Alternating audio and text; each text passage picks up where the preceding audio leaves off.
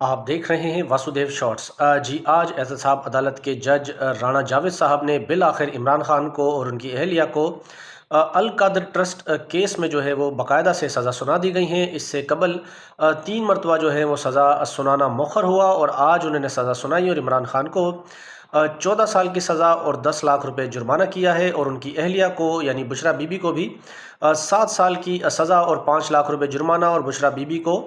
Adiala jail کی عدالت سے ہی گرفتار کر لیا گیا۔ ایک مرتبہ پھر بشرا بی بی جو ہیں وہ جیل میں ہوں گی۔ اس کے علاوہ القادر یونیورسٹی جو ہے اس کی تحویل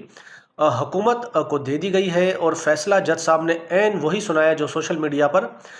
گردش کر رہا تھا، اور فیصل واڈا ہوں یا ان جیسے اور سیاستدان یا صحافی جو حکومت کے اور اسٹیبلشمنٹ کے قریب ہیں،